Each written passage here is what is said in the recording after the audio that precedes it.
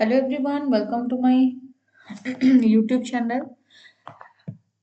जो मैंने भी एई वर्ष 2025-27 सेशन रे एडमिशन करिसेंती आउ 2026 मसीह दबाकू जाउछंती निजर फर्स्ट सेमेस्टर एग्जाम सेमानंकर गोटे बुक अच्छी पर्सपेक्टिव इन चाइल्ड डेवलपमेंट सही perspective in child development book रे यूनिट 2 रे हमर डिफरेंट थ्योरीज गुडाक सब पढ़ाई सेई डिफरेंट थ्योरीज जाक जो अच्छी सेई थ्योरीज जाकर क्लास आज आमे माने करिबा तेबे प्रथमे चलंतु सेई थ्योरी रो जो आपणकर रिवाइज्ड सिलेबस अनुसार केमिति नोट्स प्रिपेयर हेची सेगुडाक आमे माने देखिदबा नोट्सटा जदि आपण मानकु भलो लागिला ताहाले आपण माने चाहिले मोर कोर्स मध्य जॉइन करि पारिबे एटा कंप्लीटली नुवा नोट्सटे अछि एटारे पूर्वरु जो जिंस गुडाक पढा हेतिला बा पूर्वरु जो नोट्स दिया हेतिला सेगुडाक नाही आदरे संपूर्ण रूप रे नुवा जिंस लिखा हेची सब किछि जिंस बहुत नुवा करिकि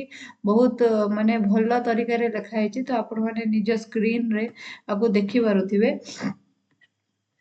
एही नोट्स गुडाक रे पूरा जेमती बुलेट पॉइंट रे लिखा हेची जेमती जहा करा हेची सेही प्रकार रे ही आपण माने टोटली परीक्षा रे जदि अटेम्प्ट करिवे लिखिवे ताहाले आपनकर मार्क फेचिंग भी बहुत भलो हेई परिबो गोटे वीडियो पूरा मोर अछि जो वीडियो रे कि मु बढ़िया करी बतेइची जे केमिति आपण माने आपनकर परीक्षा रे भलो करि परिबे को क्वेश्चन केते पेज रो लिखा हबो आउ को क्वेश्चन केमिति आपण माने अटेम्प्ट करले आपनको भलो मार्क मिलिबो तो आपण माने जदि सीरियस अछंती निज परीक्षा को नेकी ताहाले डेफिनेटली क्लास टा को पूरा देखिबे डिस्क्रिप्शन बॉक्स रे हमर पूरा वीडियो रो लिंक गुडाक भी पडिची ताकू आपण माने देखिबे क्लासेस गुडाक आपनको मो पढेबा शैली जदि भलो लागु थाए ताहाले डेफिनेटली हमर कोर्स टा को जॉइन करिवे मोर एप्लीकेशन रो डिटेल एंड ऑल मध्य मु सब किछि डिस्क्रिप्शन बॉक्स रे जणै दोची जति आपण माने चाहेबे मो संगे व्हाट्सएप रे भी कांटेक्ट करि परिबे अगेन डिस्क्रिप्शन बॉक्स रे नंबर अछि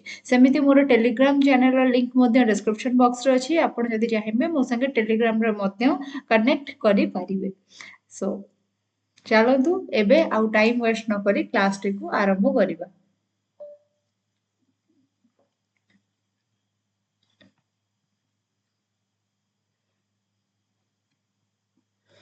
फर्स्ट आमे माने पढ़िबा पियाजेंकर थ्योरी कॉग्निटिव डेवलपमेंट को नेकी कोन से लिखिथिले फर्स्ट आमे से जिंसरा पढ़िबा जे पियाजेंकर थ्योरी कोन थिला आ कॉग्निटिव डेवलपमेंट को नेकी से कोन लिखिथिले देखंतु यूनिट 2 टा बड़ अछि हुए तो हमर दीटा क्लास लागि पारे सरीबा पई कि किंतु आमे स्लोली ही पढ़िबा काना हमको बुझिबार अछि प्रथम कथा हला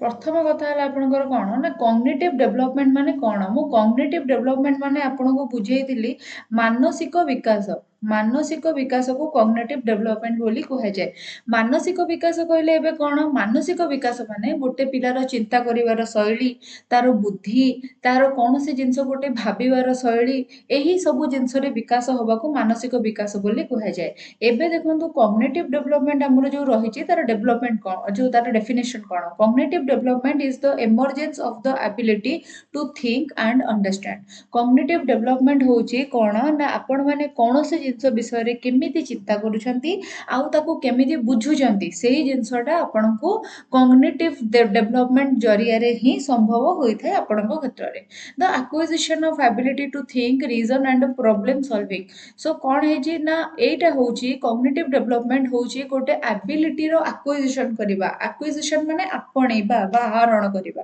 कोनोसी गोटे एबिलिटी को आपण आहरण करूछंती जहा द्वारा कि आपण माने चिंता करि पारुछंती कोनोसी गोटे कार्य काहेकि होउची ता ऊपर तर्क उपस्थापन करि पारुछंती आउ निजरो प्रॉब्लम सॉल्व करि पारुछंती एबे आसिला ज्यां पियाजे किए थिले पियाजे studied cognitive development by observing children in particular to examine how there thought process changed with age पियाजे first थिले जणे कोन से जणे थिले कंस्ट्रक्टिविस्ट माने जो माने कि गठनात्मक चिंता बा गठनमूलक शिक्षा ऊपर दृष्टि देइथांती जो माने कि कहउथांती ଯେ ଶିକ୍ଷାର କେନ୍ଦ୍ରବିନ୍ଦୁ ପିଲା ନିଜେ, ଅନ୍ୟ କେହି ତାର ଶିକ୍ଷାକୁ ମାନେ ଆଫେକ୍ଟ କରିପାରିବ ନାହିଁ। ପିଲା ଯେମିତି ନିଜେ ଚାହିଁବ ସେମିତି ହିଁ ନିଜକୁ ଶିକ୍ଷିତ କରିପାରିବ। ଦେନ୍ ଆସିଲା ହି ଇଜ୍ କଗ୍ନିଟିଭିଷ୍ଟ। ସିଏ ଜଣେ କଗ୍ନିଟିଭିଷ୍ଟ ଥିଲେ, ମାନେ ଯିଏକି ବୌଦ୍ଧିକ ବିକାଶ ଉପରେ କଥା କୁହନ୍ତି ଯୋଉ ଲୋକମାନେ, ସେମାନଙ୍କୁ କଗ୍ନିଟିଭିଷ୍ଟ ବୋଲିକା କୁହାଯାଏ।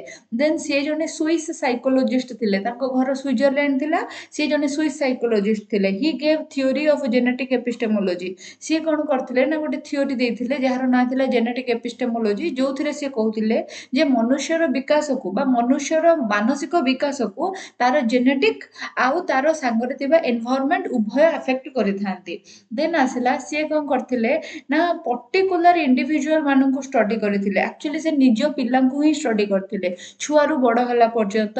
ଆଉ ସେଇ ସମୟରେ ସିଏ କ'ଣ କରିଥିଲେ ନା ଦେଖୁଥିଲେ ଯେ ପିଲାଙ୍କର ବୟସ ବଢିବା ସାଙ୍ଗେ ସାଙ୍ଗେ ତାଙ୍କର ଥଟ୍ ପ୍ରୋସେସରେ କୋଉ ପ୍ରକାରିଆ ଚେଞ୍ଜେସ୍ ଆସୁଛି। ଆଉ ସେ ଯୋଉ ଜିନିଷ ଗୁଡାକ ବି କହିଲେ, ଯୋଉ ଧାରଣା ଗୁଡାକ ବି ଦେଲେ, ଯେହେତୁ ସେଇ ଧାରଣା ଗୁଡାକ ସାର୍ବଜନୀନ ଥିଲା ବା ସମସ୍ତେ ପ୍ରାୟ ସେଇ ଧାରଣା ଦଉଥିଲେ, ସେଥିପାଇଁ କି ହିଁ ଆମେ ଜାଣିଲେ କ'ଣ ଗୋଟେ ଜିନିଷ, ଆମେ ଜାଣିଲେ ଯେ ପିଆଜେଙ୍କର ଯୋଉ ଥିଓରି ଅଛି ସେଇଟା ସାର୍ବଜନୀନ କ୍ଷେତ୍ରରେ ଲାଗିପାରୁଛି। ଯେହେତୁ ସାର୍ବଜନୀନ କ୍ଷେତ୍ରରେ ସେଇ ଥିଓରିଟା ଲାଗିପାରୁଛି, ତାହେଲେ ସେଇଟା ଗୋଟେ ମାନେ ମାନେ ଭରସାଯୋଗ୍ୟ ଥିଓରି, ସେଇଟାରେ ଆମେ ଭରସା କରିପାରିବା। ଦେନ୍ ଆସିଲା କିଛି ଫ୍ୟାକ୍ଟର ଯୋଉଟାକି ପିଆଜେଙ୍କ ଥିଓରିକୁ ଆଫେକ୍ଟ କରୁଛି। ତା ଦେହରୁ ଗୋଟେ ଥିଲା ଏକ୍ସପିରିଏନ୍ସ, ଗୋଟେ ଥିଲା ମ୍ୟାଚୁରେସନ, ଗୋଟେ ଥିଲା ସୋସିଆଲ ଇଣ୍ଟରାକ୍ସନ, ଆଉ ଗୋଟେ ଥିଲା ଇକ୍ୱିଲିବ୍ରିୟମ। ଏକ୍ସପିରିଏନ୍ସ ମାନେ ପିଆଜେ କ'ଣ କହୁଥିଲେ, ପିଲାର ବୟସ ବଢିବା ସାଙ୍ଗେ ସାଙ୍ଗେ ତାର ଏକ୍ସପିରିଏନ୍ସ ମଧ୍ୟ ବଢୁଛି, ମାନେ ସେ ବିଭିନ୍ନ ପ୍ରକାର ଅଭିଜ୍ଞତା ଗୁଡ଼ିକ ଆହରଣ କରୁଛି। ଯେହେତୁ ସେ ବିଭିନ୍ନ ପ୍ରକାର ଅଭିଜ୍ଞତା ଗୁଡ଼ିକ ଆହରଣ କରୁଛି ତାର ବୟସ ବଢିବା ସାଙ୍ଗେ ସାଙ୍ଗେ, ତାହେଲେ ସେଥିରୁ ଆମେ ଜାଣିବା କ'ଣ, ସେଥିରୁ ଆମେ ଜାଣିବା ଯେ ପିଲାର ଏକ୍ସପିରିଏନ୍ସଟା ଯୋଉ ଜିନିଷଟା ହଉଛି ସେଇଟା ତାର ବୁଦ୍ଧିରେ ପରିବର୍ତ୍ତନ ଆଣୁଛି ବା ତାର ଚିନ୍ତନ ଶୈଳୀରେ ପରିବର୍ତ୍ତନ ଆଣୁଛି। ଏବେ ଧର ଆପଣମାନଙ୍କୁ କେହି ଗୋଟେ ଖାଇବାକୁ ଦବ ନାହିଁ, ଆପଣମାନେ କ'ଣ ଏମିତି ବିବ୍ରତ ହେଇଯିବେ? ଆପଣ କହିବେ ହଉ ମତେ ସିଏ ଦଉନି ତ, ମାନେ ଗୋଟେ କୌଣସି ଦୋକାନକୁ ଯାଇଛନ୍ତି, ସେ କହିଲା ନାଇଁ ସରିଯାଇଛି, ଖାଇବାକୁ ଦେଇ ହବନି, ମୋର ହବନି, ମାଲ ହବନି, ତ ଆପଣ କ'ଣ କାନ୍ଦି ପକେଇବେ? କିନ୍ତୁ ଗୋଟେ ଛୋଟ ପିଲାଟା କାନ୍ଦି ପକେଇବ। ସେ ବିଶ୍ୱାସ କରିପାରିବନି ଯେ ମୁଁ ଆଉ ଗୋଟେ ଦୋକାନକୁ ଗଲେ ମତେ ଖାଇବାକୁ ସେ ଦବ ବୋଲି, ମତେ କାହିଁ ମିଳିଲାନି କରି ସେ କାନ୍ଦି ପକେଇବ। ଏଇ ଜିନିଷ ମୁଁ ଥରେ କହୁଥିଲି ବି କ୍ଲାସରେ ଯେ ସ୍କୁଲରେ ଯେତେବେଳେ ପୋଷାକ ବଣ୍ଟନ ହଉଥିଲା, ସେତେବେଳେ 26 ସାଇଜର ଡ୍ରେସ୍ ସରିଗଲା, କିନ୍ତୁ ପ୍ରଥମ ଶ୍ରେଣୀ, ଦ୍ୱିତୀୟ ଶ୍ରେଣୀ ଆଉ ବାଲବାଟିକାର ଯୋଉ ଛୁଆମାନଙ୍କୁ 26 ସାଇଜର ଡ୍ରେସ୍ 3-4 ଜଣ ଛୁଆ ଥିଲେ, ତାଙ୍କୁ 26 ସାଇଜର ଡ୍ରେସ୍ ଦବାର ଥିଲା, କିନ୍ତୁ ସେ ଡ୍ରେସ୍ ସରିଗଲା। ତ କୁହାଗଲା ଯେ ନେକ୍ସଟ ୱିକକୁ ଆଉ ଆସିବ ଡ୍ରେସ୍, ତ ଆମେ ଖବର ଦବୁ, ଆଉ ଡ୍ରେସ୍ ଆସିବ, ସେଗୁଡ଼ା ତାଙ୍କୁ ଦିଆହବ। ସେତିକି ସମୟ ସେ ଛୁଆ ଧୈର୍ଯ୍ୟ ଧରି ରହିପାରିଲେନି, ସେମାନେ କାନ୍ଦିଲେ ଯେ ଆମକୁ ଡ୍ରେସ୍ ମିଳୁନି। କିନ୍ତୁ ଏବେ ଯଦି ତମେ ଗୋଟେ ଦୋକାନକୁ କି 5ଟା ଦୋକାନରେ ବୁଲୁଛ ଆଉ ତମ ସାଇଜର ଯୋଉ ଡ୍ରେସ୍ କି କୁର୍ତ୍ତା ଯାହା ତମେ ଖୋଜୁଛ ପାଉନ, ତମେ କ'ଣ କାନ୍ଦି ପକେଇବ? କାନ୍ଦିବନି। କାହିଁକି ନା ତୁମେ ସେତିକି ଏକ୍ସପେରିଏନ୍ସଡ ହେଇଯାଇଛ, ତୁମେ ସେତିକି ଅଭିଜ୍ଞତା ଆହରଣ କରିଛ ଯେ ହଁ ହେଲା ତ ହେଲା, ମୁଁ ଏଥିରେ କାନ୍ଦିବି କାହିଁକି? ତ ସେଇ ଜିନିଷଟା ହେଲା କଥା। ତ ସେଇଟା ହେଲା ତୁମର ଫାଷ୍ଟ ଜିନିଷ କ'ଣ ହେଲା ନା ଏକ୍ସପିରିଏନ୍ସ। ଦେନ୍ ଆସିଲା ତୁମର ସୋସିଆଲ ଇଣ୍ଟରାକ୍ସନ। ସୋସିଆଲ ଇଣ୍ଟରାକ୍ସନ ମାନେ ସୋସାଇଟିରେ ଇଣ୍ଟରାକ୍ଟ କରିବା ଦ୍ୱାରା ଲୋକ ବହୁତ କିଛି ଜିନିଷ ଶିଖିଥାଏ। ଦୋ ପିଆଜେ ଆ ଉପରେ ବେଶୀ କିଛି ଧାରଣା ଦଉନଥିଲେ। ପିଆଜେ ଓଲଟା ଏଇଆ କହିଥିଲେ ଯେ ପିଲାର ବୟସ ବଢିଲେ ହିଁ ସିଏ କ'ଣ କରିବ ନା ସୋସାଇଟିରେ ଇଣ୍ଟରାକ୍ଟ କରିପାରିବ ବେଶୀ ଭଲ ଭାବରେ। ଗୋଟେ ଛୁଆଟେ ସୋସାଇଟିରେ ଯେମିତି ଇଣ୍ଟରାକ୍ଟ କରୁଛି, ଗୋଟେ ବଡ଼ ଲୋକଟେ ସୋସାଇଟିରେ ଟିକେ ବେଟର ୱେରେ ଇଣ୍ଟରାକ୍ଟ କରିବ। ଦେନ୍ ସେ ଇକ୍ୱିଲିବ୍ରିୟମ କଥା କହୁଥିଲେ, ଏଇ ଜିନିଷଟା ଆମେ ଆଗକୁ ପଢିବା। ଆଉ ସେ ମ୍ୟାଚୁରେସନ କଥା କହୁଥିଲେ, ଯୋଉଟା ମୁଁ ୟୁନିଟ୍ 1ରେ ଅଲରେଡି ପଢେଇ ଦେଇଛି। ଯୋଉମାନେ ଧର ପଢିନାହାନ୍ତି ସେମାନଙ୍କୁ ମୁଁ କହିଦେବାକୁ ଚାହିଁବି, ମୋର ଗୋଟେ ଆପ୍ଲିକେସନ ଅଛି ଯାହାର ନାଁ ହେଲା ଅର୍ପିତା ମ୍ୟାମ୍ ଅଫିସିଆଲ। ଗୋଟେ ଆପ୍ଲିକେସନ ଅଛି ଯାହାର ନାଁ ହେଲା ଅର୍ପିତା ମ୍ୟାମ୍ ଅଫିସିଆଲ। ଏଇ ଯୋଉ ଅର୍ପିତା ମ୍ୟାମ୍ ଅଫିସିଆଲ ଆପ୍ଲିକେସନଟା ଅଛି, ଏହି ଅର୍ପିତା ମ୍ୟାମ୍ ଅଫିସିଆଲ ଆପ୍ଲିକେସନରେ ଗୋଟେ ମାନେ ତୁମମାନଙ୍କର କୋର୍ସ ପୁରା ଡିଜାଇନ ହେଇଛି, ଯୋଉଥିରେ କି ଏହି ସବୁ ନୂଆ ରିଭାଇଜଡ ସିଲାବସ ଅନୁସାରେ ନୋଟ୍ସ ବନେଇକି ମୁଁ ତାର କ୍ଲାସ ନଉଛି। ସେଇଠି ଚାହିଁଲେ ତୁମେମାନେ କୋର୍ସ ଜଏନ୍ କରିପାରିବ। ଯଦି ତୁମେ ଏବେ କୋର୍ସ ଜଏନ୍ କରୁଛ, ତୁମକୁ 420 rupees ତାର ପ୍ରାଇସ୍ ପଡ଼ିବ। କିନ୍ତୁ ଯଦି ତୁମେ 2 ଦିନିଆ ଅଫର ଅଛି, ଯୋଉଟା କି ତୁମର ହଉଛି ତୁମକୁ ମିଳିବ ବଡ଼ ଓଷା ଆଉ ଯୋଉ କ'ଣ କାର୍ତ୍ତିକ ପୂର୍ଣ୍ଣିମା ଦିନ 10%ର ଡିସକାଉଣ୍ଟ ହେଲା, 10%ର ଡିସକାଉଣ୍ଟ। ତୁମେ ଯଦି ସେଇ 2 ଦିନ ଭିତରେ କିଣୁଛ ମାନେ ବଡ଼ ଓଷା ଆଉ କାର୍ତ୍ତିକ ପୂର୍ଣ୍ଣିମା ଭିତରେ କିଣୁ ତ 2025 ନଭେମ୍ବରରେ ଯୋଉ ପଡ଼ିବ 3-4ରେ। ତ ଯଦି ତୁମେ ସେ ସରି 4-5ରେ ତମେ ଯଦି ସେଇ ଟାଇମରେ କିଣୁଛ ତାହେଲେ ତୁମକୁ ଏଇଟା ଉପରେ 10%ର ଡିସକାଉଣ୍ଟ ମିଳିବ। ମାନେ 40 ଟଙ୍କା ଖଣ୍ଡେ କମରେ ତମେ ପାଇଯାଇ ପାରିବ। ତ ସେଥିପାଇଁ କି କେହି ବି ମାନେ ଏଇ ମୌକାଟାକୁ ହାତଛଡ଼ା କରିବ ନାହିଁ। ଯୋଉମାନେ ଏବେ ବି କିଣିବାକୁ ଭାବୁଛ ମୁଁ ସେମାନଙ୍କୁ କହିବି ଦଉଛି ତମମାନେ ଚାହିଁଲେ ସେଇ ଟାଇମରେ ଡାଇରେକ୍ଟ କିଣିପାରିବ ହେଲା। ଏବେ ନ କିଣିକି ଦେଖ ତମ ଭଲ ପାଇଁ ବି ମୁଁ କହିଦଉଛି ନା। ଦେନ୍ ଆସିଲା development of social play. Development of social play ମାନେ କ'ଣ ଯୋଉଥିରେ କି କଗ୍ନିଟିଭ ପ୍ରୋସେସର ଡେଭଲପମେଣ୍ଟ ହୁଏ ଯୋଉଠିକି ସୋସାଇଟିକୁ ଅଣ୍ଡରଷ୍ଟାଣ୍ଡ କରିବା ପାଇଁ କି ପିଲାର ଥଟ୍ ପ୍ରୋସେସ କାର୍ଯ୍ୟ କରୁଥାଏ। ଦେନ୍ ଆସିଲା କଗ୍ନିଟିଭ ଡେଭଲପମେଣ୍ଟ ଥିଓରି। ଏଥିରେ କ'ଣ ହେଇଥିଲା ନା 4ଟା ଡେଭଲପମେଣ୍ଟ 4ଟା ଷ୍ଟେଜ ଅଫ ଡେଭଲପମେଣ୍ଟ ବିଷୟରେ ପିଆଜେ କହିଥିଲେ ଯୋଉଟା କି ଏଜ୍ ସ୍ପେସିଫିକ ଥିଲା ଯେ ବୟସ ବଢିଲେ ପିଲାର କଗ୍ନିଟିଭ ଡେଭଲପମେଣ୍ଟ ହଉଛି ବୋଲି ଏଇ କ୍ଷେତ୍ରରେ ତୁମର ପିଆଜେ କହିଥିଲେ। ଏବେ ଦେଖ ଡେଭଲପମେଣ୍ଟ ଅଫ ସୋସିଆଲ ପ୍ଲେରେ କ'ଣ ଯିବ 4ଟା ଜିନିଷ ଯିବ। ଗୋଟେ ହେଲା ତୁମର ସ୍କେମା, ଗୋଟେ ହେଲା ତୁମର ଆସିମିଲେସନ, ଗୋଟେ ହେଲା ଆକୋମୋଡେସନ, ଗୋଟେ ହେଲା ଇକ୍ୱିଲିବ୍ରେସନ ଆଉ ଇକ୍ୱିଲିବ୍ରିୟମ। ତାପରେ ସେଠୁ ହେଲା ଏପଟେ କ'ଣ ଆସିଲା ନା କଗ୍ନିଟିଭ ଷ୍ଟେଜେସ୍ ବି 4ଟା ଷ୍ଟେଜ ହେଲା ତୁମର ସେନ୍ସୋରି ମୋଟର ପିରିୟଡ ମାନେ ଜନ୍ମରୁ 0ରୁ 2 ବର୍ଷ ଯେତେବେଳେ ପିଲା ହେଇଥିବ ସେଇଟାକୁ ଆମେ ସେନ୍ସୋରି ମୋଟର ପିରିୟଡ ବୋଲି କହିବା। ଦେନ୍ ଆସିଲା ପ୍ରି ଅପରେସନାଲ ଷ୍ଟେଜ ଯୋଉଠିକି ପିଲାଟା 2 ବା 3 ବର୍ଷରୁ 6 ବର୍ଷ ଭିତରେ ହେଇଥିବ। ଦେନ୍ କଂକ୍ରିଟ ଅପରେସନାଲ ଷ୍ଟେଜ ଯୋଉଠି ପିଲାଟା 7ରୁ 11 ବର୍ଷର ହେଇଥିବ। ଫର୍ମାଲ ଅପରେସନାଲ ଷ୍ଟେଜ ଯୋଉଠି ପିଲାଟା 11+ ଇୟରର ହେଇଥିବ। ତ ଏଇ ଷ୍ଟେଜ ଗୁଡାକ ମଧ୍ୟ ମାନେ ପିଆଜେଙ୍କର କହିବା କଥା ହେଲା ଏତିକି ବୟସ ଯେତେବେଳେ ପିଲାକୁ ହେଇଥିବ ତାର କଗ୍ନିଟିଭ ଡେଭଲପମେଣ୍ଟ ବା ମେଣ୍ଟାଲ ଡେଭଲପମେଣ୍ଟ ଗୋଟେ ପ୍ରକାରିଆ ହେଇଥିବ। ଏତିକି ବର୍ଷ ଯେତେବେଳେ ହେଇଥିବ ତାର ମେଣ୍ଟାଲ ଡେଭଲପମେଣ୍ଟରେ ଆଉ କିଛି ପରିବର୍ତ୍ତନ ଦେଖାଯିବ। ତାପରେ ଆଉ କିଛି ପରିବର୍ତ୍ତନ ଦେଖାଯିବ। ତାପରେ ଆଉ କିଛି ପରିବର୍ତ୍ତନ ଦେଖାଯିବ। ପିଲା ବୟସ ବଢିବା ସାଙ୍ଗେ ସାଙ୍ଗେ ସେ ନୂଆ ଜିନିଷ ଯାକ ଶିଖି ଶିଖି ଚାଲିବ। ସେଇ ଜିନିଷ ହିଁ ପିଆଜେ କହିଥିଲେ। ଏବେ ଆମେ ଦେଖିବା ସ୍କେମା ମାନେ କ'ଣ। ସ୍କେମା ମାନେ ମନେ ରଖ ପିଲାମାନେ ମେଣ୍ଟାଲ ମଡେଲ। ମେଣ୍ଟାଲ ମଡେଲ ବା ତାକୁ କହନ୍ତି ବିଲ୍ଡିଂ ବ୍ଲକ ଅଫ ନଲେଜ ମାନେ ଯାହାର ଆଧାରରେ ଗୋଟେ ଲୋକ ବା ଗୋଟେ ପିଲା ନିଜର ନଲେଜ କନଷ୍ଟ୍ରକ୍ସନ କରିବ ସେଇଟା ହେଲା ତୁମର ସ୍କେମା। ଯୋଉ ନଲେଜ ବା ଯୋଉ ଏକ୍ସପେରିଏନ୍ସ ତୁମେ ଅଲରେଡି ନେଇଛ ଯୋଉଟା ତୁମର ଏକ୍ଜିଷ୍ଟିଂ ଯୋଉଟା ତୁମ ମାଇଣ୍ଡରେ ଅଲରେଡି ଏକ୍ଜିଷ୍ଟ କରୁଛି ତାକୁ ତୁମର କ'ଣ କୁହନ୍ତି ନା ତାକୁ ତୁମର କୁହନ୍ତି ସ୍କେମା। ଏକ୍ଜିଷ୍ଟିଂ ଅର ପ୍ରିଭିୟସ ଇନଫର୍ମେସନ ଅର କନସେପ୍ଟ ହଉଛି ତୁମର ସ୍କେମା। ଏବେ ଦେଖ ସ୍କେମା ମାନେ କ'ଣ। ସ୍କେମା ମାନେ ହେଲା ତୁମର ମେଣ୍ଟାଲ ମଡେଲ। ମେଣ୍ଟାଲ ମଡେଲ ମାନେ କ'ଣ ଯୋଉଟା କି ଏକ୍ଜିଷ୍ଟିଂ ନଲେଜ। ଲେଟ୍ସ ସେ ମୁଁ ଅର୍ପିତା ବୋଲି ଗୋଟେ ପିଲାଟେ ଅଛି ଯୋଉ ପିଲାଟା 3-4 ବର୍ଷର ଆଉ ତା ଘରେ ଗୋଟେ ପେଟ ଡଗ ଅଛି। ସେ ଡଗ କୁ ଜାଣିଛି ଯେ ଡଗ ବାର୍କ କରେ ଭାଉ ଭାଉ ହୁଏ। ଡଗ ମିଟ୍ ଖାଏ। ଡଗ ଇଏ କରେ ଯୋଉ କ'ଣ ଆସିକି ଘର ଭିତରେ ରହେ ଘରେ ଶୁଏ ଆଉ ଡଗ କୁ ଗାଧେଇ ଦିଅନ୍ତି। ଡଗ ର 4 ଲେଗ ଅଛି। ଠିକ ଅଛି।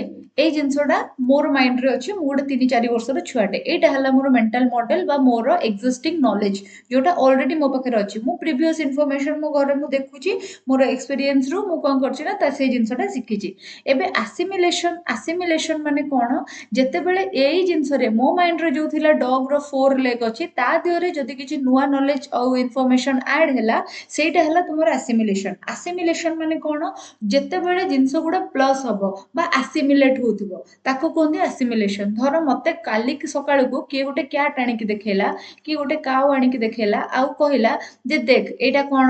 ତ ମୁଁ ସେଟା ଦେଖିକି ମୋର ଭାବିବି ଯେ ଏଇଟା କ'ଣ ପୁଣି ଏଇଟା କ'ଣ।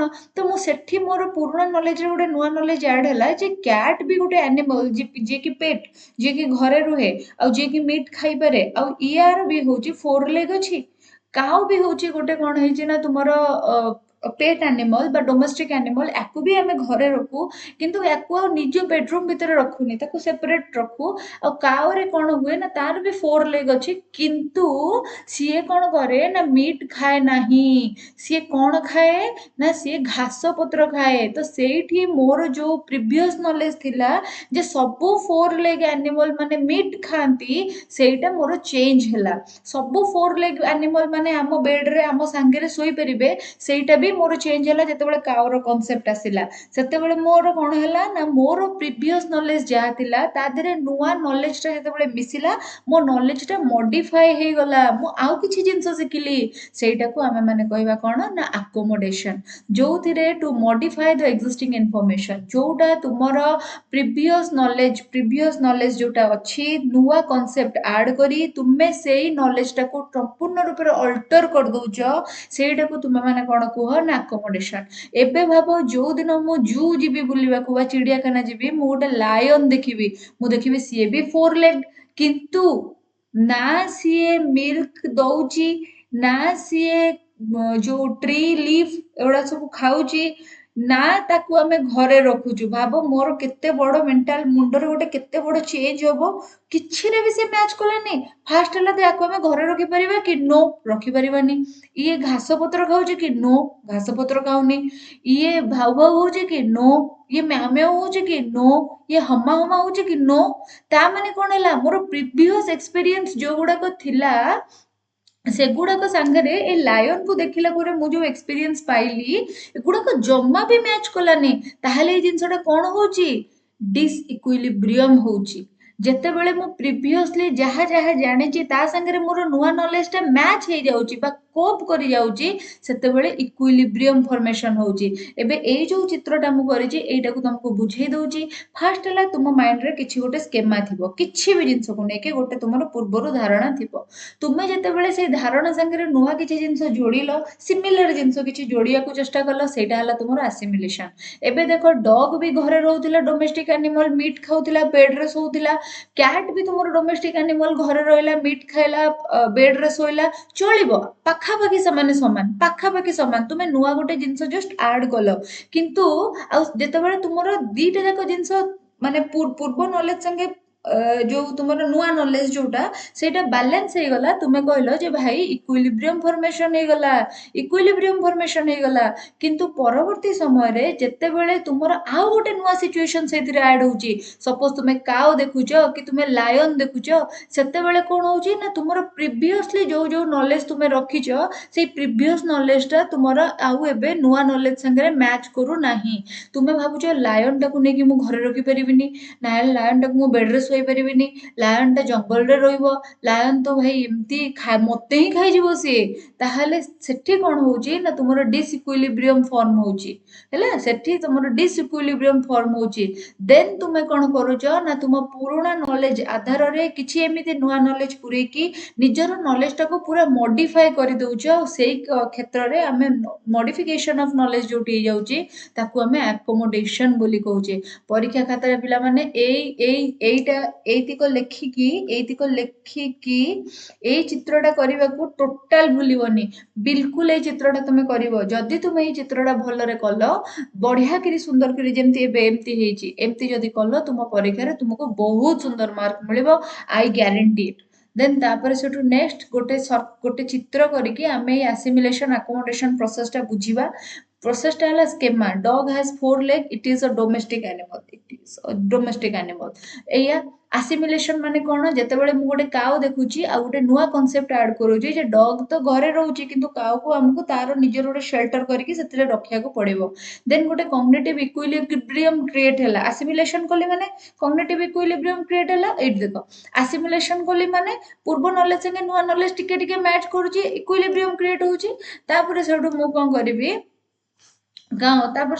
କରିବି ନା ସେଠି ଓଲ୍ଡ କନସେପ୍ଟ କଣ କଲା ନା ବାଲାନ୍ସ ବନେଇଲା ନ୍ୟୁ କନସେପ୍ଟ ସାଙ୍ଗରେ। ସୋ ଠିକ ଅଛି, କିନ୍ତୁ ଆକୋମୋଡେସନଟା କେତେବେଳେ ହବ ନା ଯେତେବେଳେ ମୁଁ ତାକୁ ଗୋଟେ ଲାୟନ ଦେଖେଇଦେବି ଆଉ ସେ ଲାୟନଟା ଘରେ ରହୁନଥିବ। ସେତେବେଳେ କଣ ହବ ନା ତାର ଯାହା ବି ନଲେଜଟା ଅଛି ସେଟା ମଡିଫାଏ ହବ ଆଉ ଡିସଇକ୍ୱିଲିବ୍ରିୟମ କ୍ରିଏଟ ହବ। ଡିସଇକ୍ୱିଲିବ୍ରିୟମ କ୍ରିଏଟ ହବ ଯେତେବେଳେ ଓଲ୍ଡ କନସେପ୍ଟଟା ନୂଆ କନସେପ୍ଟ ସାଙ୍ଗେ ମ୍ୟାଚ୍ କରିବ ନାହିଁ, ସେତେବେଳେ ଡିସଇକ୍ୱିଲିବ୍ରିୟମ କ୍ରିଏଟ ହବ। ତାପରେ ପିଲାଟା ପୁଣି ଥରେ କଣ କରିବ ନା ସେ ଜିନିଷଟାକୁ କୋପ୍ କରିବ, ନିଜ ନଲେଜଟାକୁ ମଡିଫାଏ କରିବ। ଆଉ ଏଇଭଳିଆ ହିଁ ପ୍ରୋସେସ ଚାଲିବ। ଗୋଟେ ଜିନିଷର ଆଧାରରେ ଆଉ ଗୋଟେ ଜିନିଷ ଶିଖୁଥିବ, ଆଉ ଗୋଟେ ଜିନିଷର ଆଧାରରେ ଆଉ ଗୋଟେ ଜିନିଷ ଶିଖୁଥିବ, ଏମିତି ହିଁ ପ୍ରୋସେସ ଚାଲିବ। ଦେନ୍ ଆସିଲା ଆଡପ୍ଟେସନ। ଆଡପ୍ଟେସନ ମାନେ କଣ? ଆସିମିଲେସନ ଆଉ ଆକୋମୋଡେସନର ମିଶ୍ରଣରେ ତୁମର ଆଡପ୍ଟେସନ ହୁଏ। ଆଡପ୍ଟେସନ କଣ? The process which enable organism to adjust to their environment in order to ensure survival. ଯେତେବେଳେ ଗୋଟେ ଅର୍ଗାନିଜମ କଣ କରେ ନା ନିଜର ପରିବେଶରେ ଆଡଜଷ୍ଟ କରେ, କାହିଁକି ନା ତାକୁ ବଞ୍ଚିବାର ଅଛି, ସେଇଟାକୁ କଣ କୁହନ୍ତି ନା ଆମର ଆଡପ୍ଟେସନ ବୋଲି କୁହନ୍ତି। ଏବେ ଯଦି ତୁମେ ଗୋଟେ ଜାଗାରେ ଚାକିରି କରୁଛ ଯୋଉଠିକି ବହୁତ ଟକ୍ସିକ ଲୋକ ଅଛନ୍ତି, ତୁମକୁ ନିଜକୁ ସେଠି ଆଡପ୍ଟେବଲ କରିବାକୁ ପଡିବ। ଆଉ କିଛି ବାଟ ନାହିଁ, ଆଉ କିଛି ଚାରା ନାହିଁ। ଦେନ୍ ଆସିଲା ତୁମର କଣ? ଆସିମିଲେସନ୍ प्लस ଆକୋମୋଡେସନ୍ ହେଉଛି ଆଡପ୍ଟେସନ୍।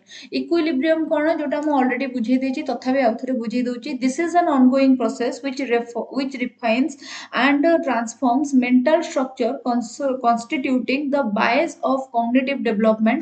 ସେଇଟାକୁ ଆମେ ମାନେ କ'ଣ କହୁ ନା, ସେଇଟାକୁ ଆମେ ମାନେ କହୁ ତୁମର ଯୋଉ ଇକ୍ୱିଲିବ୍ରିୟମ୍। ଯେତେବେଳେ ତୁମର ମେଣ୍ଟାଲ ଷ୍ଟ୍ରକ୍ଚରଟା କ'ଣ ହଉଥାଏ ନା ବାଲାନ୍ସ ହେଇଯାଉଥାଏ।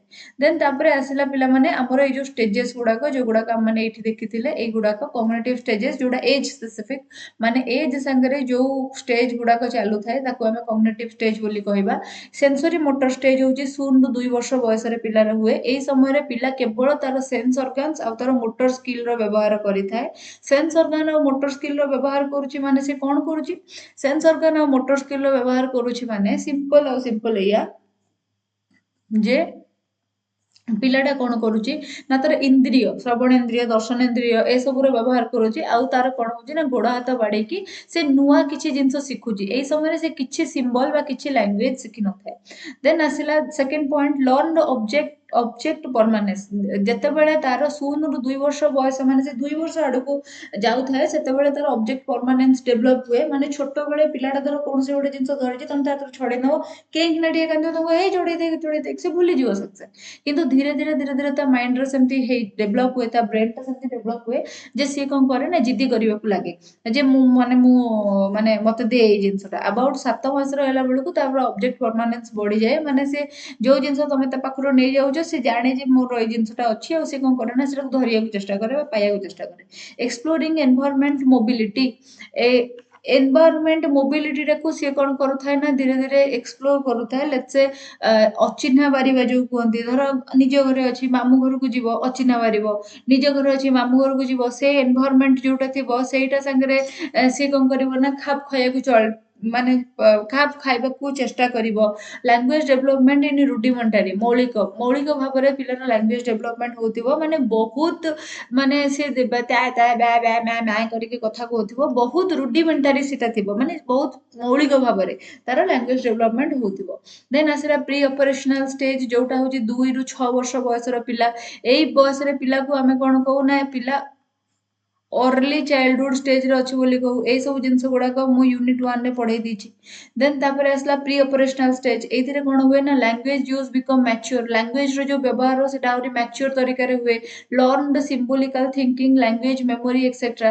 पिला कोन हुए ना सिंबॉलिकल थिंकिंग तारो डेवलप हुए। लैंग्वेज और मेमोरी माने जहाँ भी सी शब्द गुड़ाक शिखुची ताकू से मुंडे रे फिटिंग कर दिए। एई समय रे पिला पछरो इगोसेंट्रिक हे थाए, माने मु जा कहूची सेटा ठीक, तू जा कहूचु सेटा भूल, सेई भलिया धारणा ता मुंडरे डेभलप हुए। इगोसेंट्रिक हो जाए पिलाटा। माने जेमती कि गोटे कहा घर को जाइथिबो, सेठी धर नाली रंगर गोटे चप्पल देखुची, से कहबो एइटा होची मो मार, जेमिति हेले ताको नेकी जिबी, कांदी कुंदी गड्डी पूरा माने ये हिजिबो। एई समय पिला कोन करे जानचो, गोल ओरिएंटेड बिहेवियर शो करे।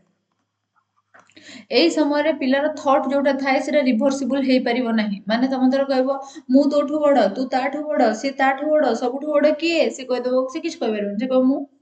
एई जिनसटाକୁ प्रूफ କରିବାକୁ ଯାଇକି ଆମ ଘର ପାଖର ଗୋଟେ ଛୋଟ ଛୁଆଟାକୁ ନେଇକି ମୁଁ ଗୋଟେ ଭିଡିଓ ବନେଇଥିଲି। ଏଇ ସବୁ ଜିନିଷ ଗୁଡାକ ପ୍ରୁଫ କରିକି ବାସ୍ ଗୋଟେ ଛୋଟିଆ ମୋର ପ୍ରୟାସ ଥିଲା। ସେଇଟା ଆପଣ ମାନେ ଦେଖିବେ, ସର୍ଟ ଭିଡିଓଟେ ଆଭେଲେବଲ ଅଛି। ମୁଁ ମାନେ ତାର ଲିଙ୍କ ବି ଡେସ୍କ୍ରିପ୍ସନ ବକ୍ସରେ ପକେଇଦେବି। 2 ମିନିଟ୍ ଲାଗିବ, ବଢିଆ କରି ପ୍ରାକ୍ଟିକାଲ ଏକ୍ସାମ୍ପଲ ରୁ ବୁଝିଯିବେ ଯେ ପିଲାମାନେ ତାଙ୍କ ଥଟ୍ କୁ ରିଭର୍ସିବଲ ବା ଓଲଟା ଦିଗରେ ବୁଲେଇ ପାରିବେ ନାହିଁ। Lack of conversation, the child can not grasp concept of cause and effect, time and comparison. ପିଲା ଜାଣିପାରିବନି କଜ୍ ଆଣ୍ଡ ଇଫେକ୍ଟ। ଛୋଟ ଛୋଟ ପିଲା ଦେଖିବ ବାଲି ଗଦାରେ ମାନେ ବସିକି ଖେଳୁଥିବେ, ମୁଣ୍ଡରେ ବାଲି ପୁରେଇ, ସେ ଜାଣିପାରିବେନି ମୁଁ ମୁଣ୍ଡରେ ବାଲି ପୁରେଇ ଦେଲେ ମୁଁ କେତେ ସମୟ ଲାଗିବ ହେଲେ ଗାଧେଇବି, ମୋ ବୋଉ ମତେ ମାରିବ, କିଛି ନାହିଁ। ସେ କିଛି ଜାଣିପାରୁନଥିବେ, ପାଣି ହାତ ହଉଥିବେ, ଥଣ୍ଡା ହବ, ତମେ କହି ଥକିଯିବ, ସେ ଶୁଣିବେନି। କାହିଁକିନା ସେ କଜ୍ ଇଫେକ୍ଟ କିଛି ଜାଣିପାରନ୍ତିନି। ତାଙ୍କର ସମୟର ଜ୍ଞାନ ସେଇ ସମୟରେ ନଥାଏ। ସେ ମାନେ ଯେତେବେଳେ ଇଚ୍ଛା ତାଙ୍କର ମାନେ ସେ ଯାହା ପାରିବେ ତାହା କରିବେ, ଆଉ କୌଣସି ଜିନିଷ ସେ କମ୍ପେୟାର କରିପାରନ୍ତିନି। ତମେ ତାଙ୍କୁ ଦେଖ ସିଏ ଏମିତି କରୁଛି, ତୁ ତୁ ତୁ କେତେ ଦୁଷ୍ଟ, ତୁ ସେମିତି କରୁନୁ, ସିଏ ସେଇଟାକୁ ଇଗୋ ଉପରକୁ ନେଇଯିବ। ମତେ ଭଲ କହିଲା, ତାକୁ ଖରାପ କହିଲା, ଦେ ତା ଚୁଟି ଝିଙ୍କି ଦେବି, ତାପରେ ଛେପ ପକେଇଦେବି, ତାପରେ କଣ ଗୋଟେ ପକେଇଦେବି, ଏଇ ଟାଇପ ର କରିଦବ ଛୁଆଟା ହେଲା। ଦେନ୍ ତାପରେ ଆସିଲା ସେ ଯାହା ବି ଚିନ୍ତା କରନ୍ତି ବହୁତ ଇଲଜିକାଲ ଜିନିଷ ଚିନ୍ତା କରନ୍ତି, ତାଙ୍କ କଥାରେ କୌଣସି ଲଜିକ ନଥାଏ, ସେ ସେମିତିଆ କଥା ଚିନ୍ତା କରନ୍ତି। ତ ସେଇ ସମୟରେ ଯେତେବେଳେ ସେମାନେ ପ୍ରି ଅପରେସନାଲ ଷ୍ଟେଜରେ ଥାନ୍ତି, ଦେନ୍ ଆସିଲା କନକ୍ରିଟ ଅପରେସନାଲ ଷ୍ଟେଜ। ଏଇ ସମୟରେ ପିଲାଟା କଣ କରେ ନା ରିଜନିଂ କରିପାରେ, ମାନେ କମ୍ପାରିଜନ କରିପାରେ, ଠିକ ଭୁଲ ଜାଣିପାରେ, ତର୍କ କରିପାରେ କୌଣସି ଗୋଟେ କଥାରେ। ଏଇ ସମୟରେ ପିଲାର କନଭରସେସନ ପ୍ରୋବ୍ଲେମ ରହେ ନାହିଁ, ସେ ଯାହା ବି କହୁଛି ପୁରା ସଠିକ ପୁରା ପରଫେକ୍ଟ ସେ କହିପାରେ, କାହିଁକିନା ଏତିକି ବେଳକୁ ପିଲା 6 ରୁ 11 ବର୍ଷ ବୟସରେ ଥାଏ, ବା 7 ରୁ 11 ବର୍ଷ ବୟସରେ ଥାଏ। ତ କନଭରସେସନରେ ତାର କିଛି ପ୍ରୋବ୍ଲେମ ହୁଏନି, ପାଟି ଲାଗିବା ଇଏ ହବା କିଛି ନାହିଁ, ସେ ସ୍ପଷ୍ଟ କଥା କହିଜାଣେ। ଦେନ୍ ଏଇ ସମୟରେ ଇଗୋସେଣ୍ଟ୍ରିକ ଆଉ ସିଏ ହେଇକି ରହେ ନାହିଁ, ଇଗୋସେଣ୍ଟ୍ରିଜମ ତାର କମିଯାଏ। ଏଇ ସମୟରେ ସେ ଏକ୍ସଟର୍ନାଲ ଏନଭାୟରନମେଣ୍ଟ ପ୍ରତି ଆୱେର ହେଇଯାଏ, ମାନେ ଯଦି ମାନେ ଧର ସାଇକେଲ ନେଇକି ମାନେ ଟ୍ରକ୍ ଆସୁଛି, ଛୋଟ ପିଲାଟେ ସାଇକେଲ ନେଇ ଯାଉଛି ଦୌଡ଼ିକି ପଳେଇ ଯିବି, ସେ ସେମିତି ଭାବିବ। କିନ୍ତୁ ଏବେ ପିଲାଟା ଏକ୍ସଟର୍ନାଲ ଇଭେଣ୍ଟ ସାଙ୍ଗରେ ଆୱେର ହେଇଯାଇଥିବ ଯେ ଟ୍ରକ୍ ଆସୁଛି ତ ମୁଁ ସାଇଡରେ ଠିଆ ହେବି, ମୁଁ ଦୌଡ଼ିକି ଯିବି ନାହିଁ।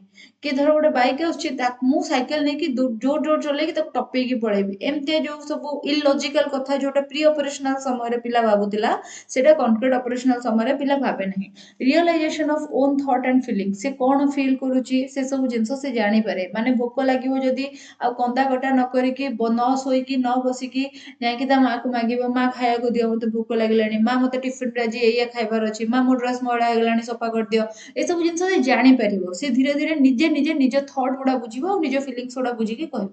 କି ଧର ସେ କହିବ ମା ସେ ମତେ ମାରୁଛି, ମୁଁ ତା ପାଖକୁ ଯିବିନି ଆଉ, ଏଇ ଟାଇପର। ତ ଫର୍ମାଲ ଅପରେସନାଲ ଷ୍ଟେଜ ଯୋଉଟା, ଏଥିରେ ପିଲା ହାଇପୋଥେଟିକାଲ ଫ୍ୟାକ୍ଟ ଆଉ କଣ୍ଟ୍ରାରୀ ଫ୍ୟାକ୍ଟ ଇନଫର୍ମେସନ ଗୁଡାକ ତୁମର ଜାଣୁଥାଏ। ହାଇପୋଥେଟିକାଲ ଫ୍ୟାକ୍ଟ ବୋଲି କାହାକୁ କହୁଛ, ଯୋଉ ଜିନିଷ ନାହିଁ ତା ଉପରେ ଚିନ୍ତା କରିବା, ତାକୁ କୁହନ୍ତି ପିଲାମାନେ ତୁମର ହାଇପୋଥେଟିକାଲ ଫ୍ୟାକ୍ଟ। ଆଉ କଣ୍ଟ୍ରାରୀ ଜିନିଷ ମାନେ ଏଗେନ ତାର କିଛି ମାନେ ଯୋଉ କଣ କୁହନ୍ତି ନା, କିଛି ତାର ଯୋଉ ଜିନିଷର କିଛି ମାନେ କଣ କହନ୍ତି, ଆବଶ୍ୟକତା ନାହିଁ, ଆବଶ୍ୟକତା ଏକ୍ସାକ୍ଟ ୱାର୍ଡ ହବ ନାହିଁ, ଯୋଉ ଜିନିଷର ମାନେ କିଛି ୟୁଜ ନାହିଁ, ସେଇ ଟାଇପର ମାନେ ବୁଲସିଟ କଥା ଯୋଉଗୁଡାକ, ସେଇ ଟାଇପର କଥା ପିଲାମାନେ ସବୁ ତାଙ୍କ ମାଇଣ୍ଡକୁ ସବୁ ଆସିଯିବ, ସବୁ ସବୁ ଜିନିଷ ଯାକ ଆସିଯିବ। ଯେମିତିକି ଦେଖ, ହାଇପୋଥେଟିକାଲ ଫ୍ୟାକ୍ଟ ମାନେ କଣ, ଧର ମାନେ ମୁଁ ଧର ତା ଘରକୁ ଯିବି, ତା ଘରେ ଯଦି କେହି ନଥିବେ, ତା ଘରେ ଯଦି ସେମାନେ ମତେ ପାଟି କରିବେ, ହାଇପୋଥେଟିକାଲ, ତୁ ତ ଯାଇନୁ, ତୁ ତ ଜାଣିନୁ, ତୁ ଏତେ କଥା କାଇଁ ଭାବୁଛୁ, ହେଲା। ଦେନ୍ ତାପରେ ଆସିଲା development of abstract thinking. Again କଳ୍ପନା ବିଳାସୀ ହେବେ ଏଇ ସମୟରେ ପିଲା, କାହିଁକିନା ଏତେବେଳକୁ ପିଲା 11 ବର୍ଷ ପ୍ଲସ ହେଇଯାଇଥିବ ତାଙ୍କୁ ଏଜ। ତ ସେମାନେ କଳ୍ପନା ବିଳାସୀ ହେବେ, ବିଭିନ୍ନ କଥା ଭାବିବା, ବିଭିନ୍ନ କଥା ଚିନ୍ତା କରିବା, ଏସବୁ ଜିନିଷ ଆସିବ। They can deal with multiple variables and formulate hypothesis. ସେମାନେ ନିଜେ କୌଣସି ପ୍ରୋବ୍ଲେମ ସଲ୍ଭ କରିବା ପାଇଁ ମଲ୍ଟିପଲ ଭ୍ୟାରିଏବଲ ସାଙ୍ଗରେ ଡିଲ୍ କରିବେ ଆଉ ହାଇପୋଥେସିସ ଫର୍ମ କରିବେ। ହାଇପୋଥେସିସ ମାନେ tentative solution to a problem, ponder abstract relationship and concept that is justice. ପିଲାମାନଙ୍କ ମନରେ ଏଇଟା ଠିକ ହଉଛି, ଏଇଟା ଭୁଲ ହଉଛି, ଏଇ ପ୍ରକାରିଆ ଆଇଡିଆ ଗୁଡାକ ସବୁ ଆସିବ, ଆଉ ସେମାନେ ଭାବିବେ ଯେ ଆମେ ଏମିତି ଜଷ୍ଟିସ ପାଇବା ଉଚିତ ବା ଏମିତି ଜଷ୍ଟିସ ଦବା ଉଚିତ। ଏଇ ସବୁ ଧାରଣା ସେମାନଙ୍କ ମନରେ ଡେଭଲପ ହବ। ଇମ୍ପ୍ଲିକେସନ ଅଫ ପିଆଜେ ଥିଓରି, ପିଆଜେଙ୍କ ଥିଓରିର ଇମ୍ପ୍ଲିକେସନ କଣ, ମ୍ୟାଚୁରେସନ ଲିଡ୍ସ କଗ୍ନିଟିଭ ଡେଭଲପମେଣ୍ଟ। ମ୍ୟାଚୁରେସନ ଯୋଉ ଜିନିଷଟା ଅଛି ସେଇଟା କଣ କରେ ନା ପିଲାର କଗ୍ନିଟିଭ ଡେଭଲପମେଣ୍ଟ କରେଇଥାଏ, ଏଇଟା ପିଆଜେ କହିଥିଲେ। ଆଉ ମାନେ ବୟସ ବଢିବା ସାଙ୍ଗେ ସାଙ୍ଗେ ପିଲାର ବ୍ରେନର ବିକାଶ ହଉଥାଏ ବୋଲି ପିଆଜେ କହିଥିଲେ। ଥଟ୍ ଇନଫ୍ଲୁଏନ୍ସେସ ଲାଙ୍ଗୁଏଜ, ପିଆଜେ କହୁଥିଲେ ଯେ ଯୋଉ ପିଲା ଯେତେ ବୁଦ୍ଧିଆ ସିଏ ସେତେ ଭଲ ମାନେ ତାର ବାକ୍ ସଂଯମତା ଅଛି, ବା ସେତେ ଚତୁରତାର ସହକାରେ ସେ କଥା କହିପାରିବ, ବା ସେତେ ଅଧିକା ଭୋକାବୁଲାରୀ ନଲେଜ ସେ ତାର ଏକ୍ସପ୍ୟାଣ୍ଡ କରିପାରିବ। ମାନେ ତୁମର ଯଦି ବ୍ରେନ ଭଲ ଅଛି, ତୁମେ ବେଶୀ ଶବ୍ଦ ଶିଖିପାରିବ, ବେଶୀ ଲାଙ୍ଗୁଏଜ ଶିଖିପାରିବ। ଏଇ ଜିନିଷ ପିଆଜେ କହୁଥିଲେ। ଆଇଡିଆଜ ଅଫ ଡିସ୍କଭରି ଲର୍ଣ୍ଣିଂ, ପିଆଜେ କହୁଥିଲେ ଯେ ଡିସ୍କଭରି ଲର୍ଣ୍ଣିଂର ଆଇଡିଆ ସେ ଦେଇଥିଲେ, ମାନେ ପିଲାକୁ ଛାଡ, ସେ ତା ସୋସାଇଟିରେ ମିଶୁ, ସୋସାଇଟିର ଲୋକମାନଙ୍କୁ ଜାଣୁ, ଆଉ ମାନେ ସୋସାଇଟିରେ ମିଶୁ ନାହିଁ, ମାନେ ତାକୁ ଛାଡ, ସେ ନିଜେ ନିଜର ନଲେଜକୁ ଏକ୍ସପ୍ଲୋର କରିକି ନୂଆ ଜିନିଷ ଶିଖୁ। ସୋସାଇଟି କଥା ଆକ୍ଚୁଆଲି ଭାଇଗୋଟ୍ସକି କହିଥିଲେ। Curriculum should provide specific educational experience. Curriculum କଣ କରିବ ନା ପିଲାମାନଙ୍କୁ ସ୍ପେସିଫିକ ଏଜୁକେଶନାଲ ଏକ୍ସପିରିଏନ୍ସ ପ୍ରୋଭାଇଡ କରିବ। ଏଇଟା କଣ କରିବ ନା ପ୍ରୋଭାଇଡ କରିବ ପିଲାଙ୍କୁ ଭେରାଇଟି ଅଫ ଏକ୍ସପିରିଏନ୍ସ, ମାନେ କେତେବେଳେ ମୋରାଲ ଏକ୍ସପିରିଏନ୍ସ, କେତେବେଳେ ଇମୋସନାଲ ଏକ୍ସପିରିଏନ୍ସ, କେତେବେଳେ social experience, variety of experience provide କରିବ। No emphasis on mastery of language. ପିଆଜେ ଲାଙ୍ଗୁଏଜ ଡେଭଲପମେଣ୍ଟ ଉପରେ ଏତେ କଥା କହିନଥିଲେ, କହିଥିଲେ କଗ୍ନିଟିଭ ଡେଭଲପମେଣ୍ଟ ପିଲାର ହେଇଯାଉ, ଲାଙ୍ଗୁଏଜ ଡେଭଲପମେଣ୍ଟ ତା ଉପରେ ଛାଡି ଦିଅ। କଗ୍ନିଟିଭ ଡେଭଲପମେଣ୍ଟ ଉପରେ ବୁଦ୍ଧିର ବିକାଶ ହେଇଗଲେ ଭାଷାର ବିକାଶ ମଧ୍ୟ ହେଇଯିବ।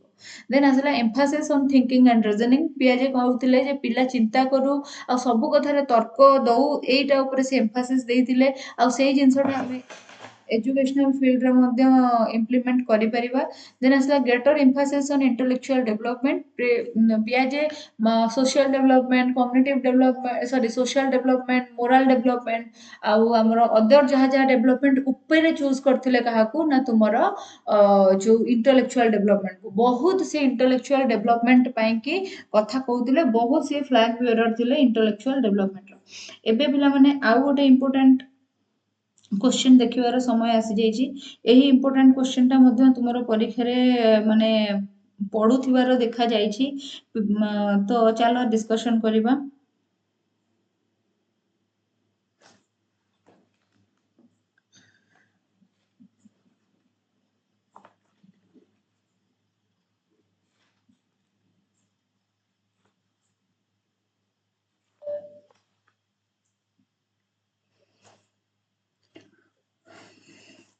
फर्स्ट सेमिस्टर रे तुमर जो बुक अच्छी पर्सपेक्टिव इन चाइल्ड डेवलपमेंट से गोटे थ्योरी अच्छी जहा जो थ्योरीटा कि एरिक्सन देथिले psycho social theory of development previously जो मटेरियल थिला सेथिरे खाली स्टेप्स गुडाक ही लिखा हैतिला किंतु स्टेप्स गुडाकर एक्सप्लेनेशन किछि भी लिखा है नथिला खाली स्टेप गुडाक लिखा है कि छडा हैतिला एक्सप्लेनेशन मु बुझेई दउथिली किंतु एथर को जो अपडेटेड मटेरियल टा अच्छी सेही अपडेटेड मटेरियल रे तुमरो स्टेप गुडाकर एक्सप्लेनेशन मध्य बहुत भलो भाबरे करा जायछि स्टेप रो एक्सप्लेनेशन बहुत भलो भाबरे करा जायछि सेगुडाक मु तुमको वर्तमान बुझेइबाकू जाउछि ହେଲା तार क्रिटिसिज्म भी लिखा ହେଇଛି ଆଉ ତାପରେ ତାର ଏଜୁକେଶନାଲ ଇମ୍ପ୍ଲିକେସନ୍ସ ଗୁଡାକ ବି ଲେଖା ହେଇଛି ସବୁ କିଛି ଜିନିଷ ଲେଖା ହେଇଛି କାହିଁକି ନା ମୁଁ ଦେଖିଲି ଯେ ଏଇଟା ବାରମ୍ବାର ତୁମର ପରୀକ୍ଷାରେ ପଡି ଯାଉଛି ଆଉ ମାନେ ସର୍ଟ ନୋଟ ହିସାବରେ ବି ପଡି ଯାଉଛି ଲଙ୍ଗ କ୍ୱେଶ୍ଚନ ହିସାବରେ ବି ପଡି ଯାଉଛି ତ ତାପରେ ସେମିତି ଆଉ ଗୋଟେ ଜିନିଷ ବି ଅଛି ତୁମର ସେଇଟା ହଉଛି ତୁମର ଯୋଉ ଆମର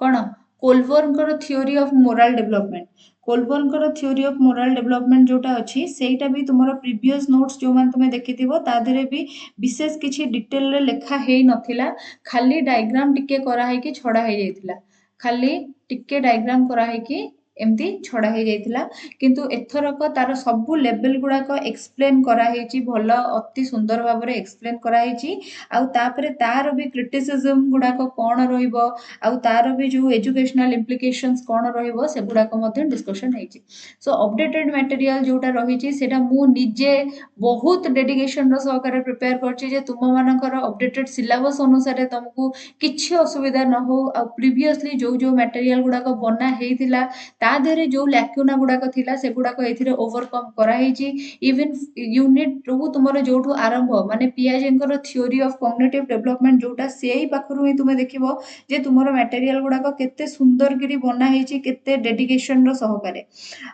ପିଆଜେଙ୍କ ଥିଓରି ବି ଦେଖିବ ତା ଦେହରେ ବି ବହୁତ ସାରା ଚେଞ୍ଜେସ୍ ଅଛି ଯେମିତି କି ତାର ଏଜୁକେଶନାଲ ଇମ୍ପ୍ଲିକେସନ୍ସ ଏଗୁଡାକ ସବୁ ଆଗରୁ ନଥିଲା ଏଥରକ ଅଛି ସୋ ସେଥିପାଇଁ କି ସମସ୍ତେ ଜାଣିପାରୁଥିବ ଯେ କେତେ ପରିଶ୍ରମ ଆ ଦେହରେ କରାହେଇଛି ଆଉ ମୁଁ କେତେ ପରିଶ୍ରମ କରିଛି ଡାଇଗ୍ରାମ ଗୁଡାକ ରଖିବା ବୁଲେଟ ପଏଣ୍ଟରେ ଲେଖିବା ଆଉ ତୁମକୁ ଏକ୍ସପ୍ଲେନ କରିବାରେ କେତେ ପରିଶ୍ରମ କରୁଛି ତ ସେଥିପାଇଁ କି ସମସ୍ତେ କ୍ଲାସକୁ ଫାର୍ଷ୍ଟ ରୁ ଲାଷ୍ଟ ଯାଏଁ ଦେଖିବ ଡେସ୍କ୍ରିପସନ ବକ୍ସରେ ଭିଡିଓର ଲିଙ୍କ ଗୁଡାକ ପଡୁଛି ତ ତାକୁ ତୁମେ ମାନେ ଦେଖିବ ଫଲୋ କରିବ ନିଜର ସପୋର୍ଟ ଏକ୍ସଟେଣ୍ଡ କରିବ ଆଉ ୟୁଟ୍ୟୁବ ଚ୍ୟାନେଲଟାକୁ ସପୋର୍ଟ କରିବ ଟେଲିଗ୍ରାମ ଚ୍ୟାନେଲରେ ଜଏନ କରିବ ଆଉ ଯଦି କେହି ବି କୋର୍ସ ପରଚେଜ କରିବାକୁ ଚାହୁଁଛନ୍ତି ତାହେଲେ ମୋର ହ୍ୱାଟ୍ସଆପ୍ ନମ୍ବର ଅଛି ସେଇଥିରେ ମୋତେ ହ୍ୱାଟ୍ସଆପରେ ମୋତେ ଖାଲି ମେସେଜ ହିଁ କରିଦେବେ ଯେ ମୋର ଆର୍ଟ ଷ୍ଟ୍ରିମ୍ କି science stream first semester BEd ମୁଁ ଡେଫିନେଟଲି ଆପଣଙ୍କୁ ପୁରା କୋର୍ସର ଲିଙ୍କ ପଠେଇଦେବି ଆପଣ ଚାହିଁଲେ କୋର୍ସଟାକୁ ବାୟ କରିପାରିବେ ଯଦି ଆପଣମାନେ ବଡ଼ ଓଷା ଆଉ ଯୋଉ କାର୍ତ୍ତିକ ପୂର୍ଣ୍ଣମୀ ଦିନ କୋର୍ସ ପରଚେଜ କରୁଛନ୍ତି ତାହେଲେ ଆପଣଙ୍କୁ 10% ଡିସକାଉଣ୍ଟ ମିଳିବ ତ ସେଥିପାଇଁ କି କୁପନ କୋଡ୍ ବି ଦିଆହେଉଛି ଆପଣ ସେଇ କୁପନ କୋଡ୍ ୟୁଜ୍ କରିବେ ତ ସେଥିପାଇଁ କି କେହି ବି କାଳ ବିଳମ୍ବ ନ କରିକି କୋର୍ସ ପରଚେଜ କରନ୍ତୁ ବୋଲିକା ମୁଁ ସମସ୍ତଙ୍କୁ ସଜେଷ୍ଟ କରିବି ବାକି ଆପଣଙ୍କୁ ଯଦି କ୍ଲାସ୍ ଭଲ ଲାଗେ ତାହେଲେ ହିଁ ଆପଣ କୋର୍ସ ପରଚେଜ କରିବା ପାଇଁ କି ଆଗଭର ହେବେ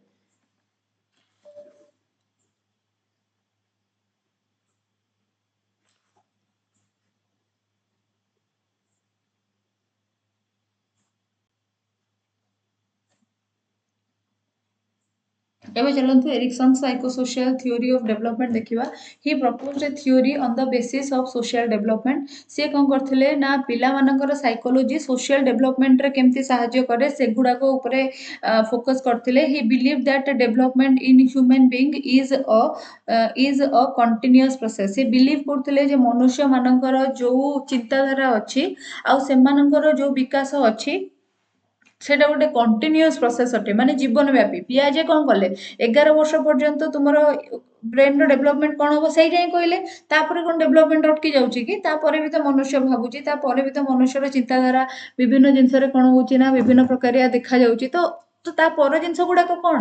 ତ ସେଥିପାଇଁ କି ଯେଉଁ ଏରିକ୍ସନ୍ କ'ଣ କରିଥିଲେ ନା 8ଟା ଷ୍ଟେଜ୍ ଦେଇଥିଲେ। ବ୍ରେନ୍ ଡେଭଲପମେଣ୍ଟ ବା କଗ୍ନିଟିଭ୍ ଡେଭଲପମେଣ୍ଟର 8ଟା ଷ୍ଟେଜ୍ ଦେଇଥିଲେ।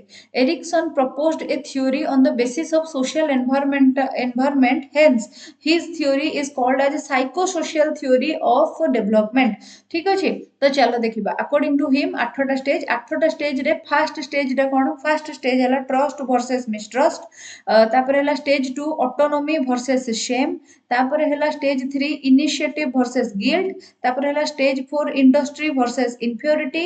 Stage 5 identity versus role confusion. Stage 6 intimacy versus isolation. Stage 7 generativity versus stagnation. And stage 8 integrity versus despair বা disparity ଯାହା ବି। ଏବେ ଦେଖ स्टेज 1 एक्सप्लेन କରିବା ଆମେ ट्रस्ट वर्सेस मिसट्रस्ट। ଏଥିରେ କ'ଣ ହୁଏ ନା ପିଲା ଜନ୍ମରୁ ବା ଶୂନ ବୟସରୁ ଯେତେବେଳେ 18 ମାସର ହୁଏ ବା 1.5 ବର୍ଷର ହୁଏ ସେଇ ପିରିୟଡ଼ଟାକୁ ଆମେ ଟ୍ରଷ୍ଟ ବର୍सेस ମିସଟ୍ରଷ୍ଟ ର ପିରିୟଡ଼ ବୋଲି କହୁ। ଏଇ ସମୟରେ ପିଲା ଇନଫାନ୍ସି ପିରିୟଡ଼ରେ ଥାଏ। ଏଇ ସମୟରେ ସିଏ କ'ଣ କରେ ନା ତାର ପ୍ୟାରେଣ୍ଟସ୍ ଆଉ ତାର ଆତ୍ମୀୟ ସ୍ୱଜନ ମାନଙ୍କ ଉପରେ କେବଳ ଆଶା ରଖିଥାଏ।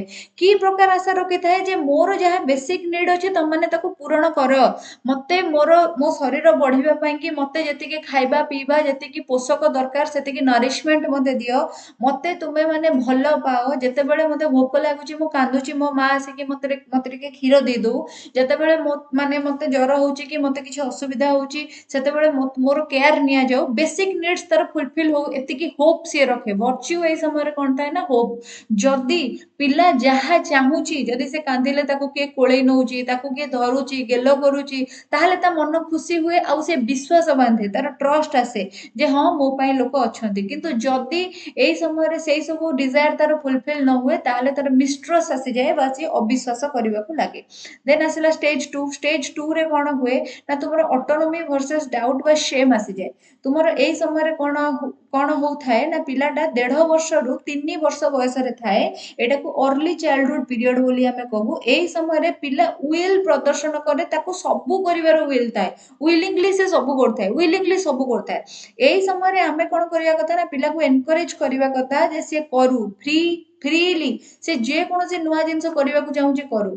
जदि तमे ताको एनकरेज करिवो ताहाले से ऑटोनोमिली माने निजे निजस्व भाबरे स्वतःस्फूर्त भाबरे कोनोसी काम करिया पई कि आग्रह देखैबो। किंतु जदि तुमे ताको डिस्करेज करूछ तो द्वारा हबनी, हे दे भूल कलु काई डगलु कैसे कलु एमते धर तुमे कहूछ ताहाले से कोन हबो ना तारो सेल्फ डाउट आसी जिवो। ताको लज्जा लागिवो, से भाबिवो जे ना म एटा करिबिनी काले माड खाइबी, काले म सेटा छुई देले माड खाइबी, सेई टाइप ता मनरे आसी जिवो। देन तापरे आसीला स्टेज 3 जो थिरे आमे को इनिशिएटिव वर्सेस गिल्ट।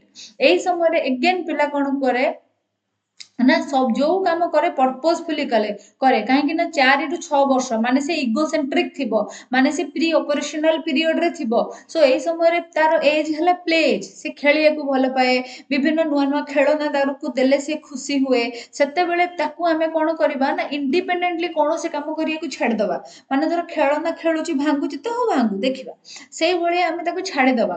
ताकू जदी आमे इंडिपेंडेंटली छाड़ी देले ताले से नुआ नुआ काम करिया पे नुआ नुआ जिंस शिखिया पे कि भी इनिशिएटिव नबो।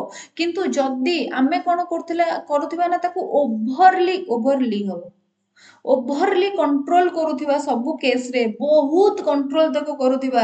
माने चली गले हे हे हे पडिबो, ना ना ना सेटा हबो, हे हे एटा हबो, एई भले जदी करूथिबा ताको ना ना सेटा खाना तो पेट काटिबो, आहा हा देहर पड़ जिवो। एई भले जो माने जो आजि काली का मदर जो माने आम मां माने हमको छाड़ी दिले, आमे सब करथिले निजे। किंतु आजि काली का मदर माने बाबा तुम मुहरे पड़ जिवो, बाबा बाबा तुम देहर पड़ जिवो, बाबा ए टाइप रो करे कि छुआटा को कोन करछन ना ओभर कंट्रोल करछंती। सो दैट पिलाटा ପିଲାକୁ गिल्ट फील होतो जे माने मु सब जिंस भूल करछि मते गोटे लोकर असिस्टेंस दरकार नियंती करिया पे की तो सी जो इगोसेंट्रिक है कि जो माने भलो तार नेचुरल हैबिट रे जो से थिला से अप्रोच टा धीरे धीरे चेंज हे जिवो देन आसला स्टेज 4 रे कुआ जिवो इंडस्ट्री वर्सेस इनफ्योरिटी माने 7 रु 12 वर्ष जते बेले पिला हबो पिला जते बेले कोन लैक्टर चाइल्डहुड रे अछि आउ सी एडोलेसेंस आडको गति करूची एही समय रे पिलाटा को हमें स्कूल पठैतिबा 5 वर्ष रु तो आजकल 4 वर्ष रु पठै दउचंती किंतु एही समय रे पिलाटा स्कूल रे एक्टिव थिबो पूरा एही समय रे पिलाटा कोन हेतिबो ना से चाहुतिबो जे तार जो जो दक्षता अछि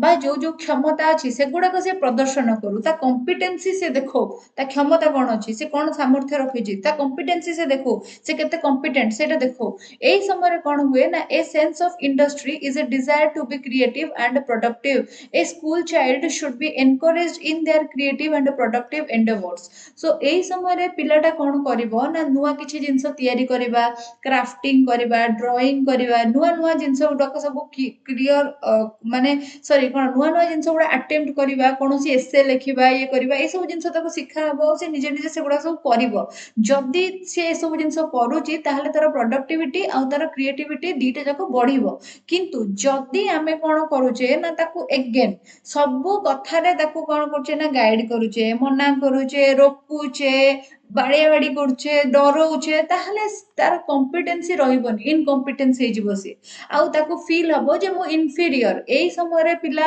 ରେଜଲ୍ଟ ଆଣୁଥାଏ ଫାଷ୍ଟ ଫାଷ୍ଟ ସ୍ପୋର୍ଟସ ରେ ପାର୍ଟିସିପେଟ କରୁଥାଏ ଫାଷ୍ଟ ଫାଷ୍ଟ ତାର ଇଚ୍ଛା ଥାଏ ଇଣ୍ଡଷ୍ଟ୍ରି ମାନେ କଣ ନୂଆ ଜିନିଷ ଯୋଉଠି ପ୍ରଡକ୍ସନ ହୁଏ सो सी चिंता करता है ता भीतर तार जो बॉडीटा जो इंडस्ट्री ता देहरे कोन कोन अछि कोन कोन प्रतिभा अछि सी सेगुडा को सब देखाइबा पे ट्राई करता है जदी सी कोन कला ना तुमको माने गोटे नाची के देखेला आ तुमे कहलो जे बेकार नाचुचु जानजु आउ देखि दिन नाचुनी मो सामने ताहाले ताको धीरे धीरे इनफियोरिटी फील हो तुम माने तुम घरे गोटे पिला अछि तुमे ताको ता माउसी की पीसी पो संगे कंपेयर कलो दरो ताको इनफियोरिटी फील हो बुझु जो सही कथा ही गुआ जायछि देन आसला कोन स्टेज 5 जो थे कि आइडेंटिटी वर्सेस रोल कन्फ्यूजन रो कथा थाए एही समय रे 12 रु 18 वर्ष पर्यंत रो पिला एई कैटेगरी रे जानती जो माने कि टीनेजर बा जो माने कि एडोलेसेंस आ एही समय रे से माने फेटिलिटी एक्सपेक्ट करंती माने स्वतंत्रता जोटा को कहंती सेटा एक्सपेक्ट करंती एही समय रे से माने जानती पर्सनल आइडेंटिटी तांकर गोटे सेंस ऑफ सेल्फ रहू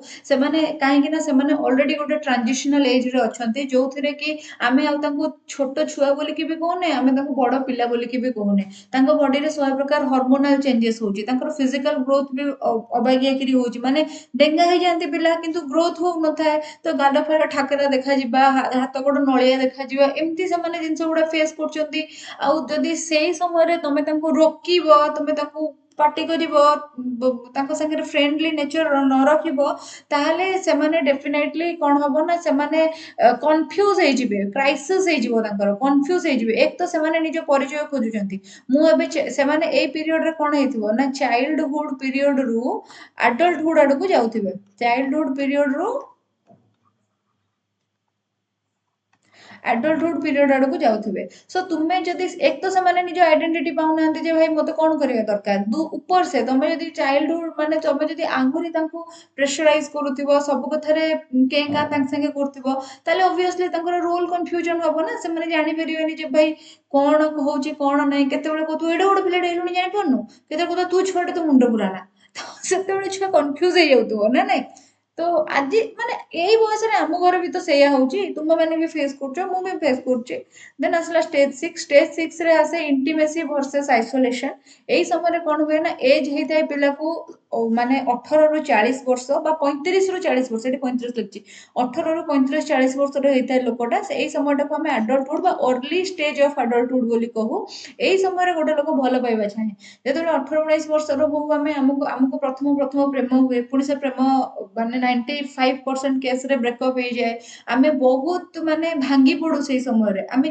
जानि न थाउ जे माने हम लाइफ रे भलो आ आगु को हबो कि नाही किछि ठीक हबो कि नाही आ एई जिंसटा लगातार लगातार चले एही समय रे यंग एडल्ट जो माने थांती से माने एफर्ट दियंती जे गोटे इंटीमेट रिलेशनशिप डेवलप हो intimate not in terms of physical in terms of emotional intimacy से माने चाहती कई जने तांकर अति निजर लोक जे कि तांको बुझू माने अति निजर सिग्निफिकेंट अदर जने सिग्निफिकेंट थाउ माने बहुत अदर मानक भितर जड़े स्पेशल लोक थाओ जे कि बुझू जहाँ से पूरा माने सब किसी कहींपर से जो छुआ छुआ मस्तीटा माने चाइल्डहुडटा जोटा से माने हजई देले जो चाइल्डहुडटा सरीगला जो पिलाଳିयामी सी माँ आगे बापा आगे करें सी पार्टनर आगे करने समय चाहती जदि से सक्सेसफुल हमें ताहले से इंटीमेट फील करती जदि से राइट पार्टनर पाती जदि से अनसक्सेसफुल हमें ताहले आइसोलेटेड लगे माने मो लाइफ रे किसी खुशी ना कि मो लाइफ रे किसी खुशी आसी पारिबनी से टाइप रो फील आसे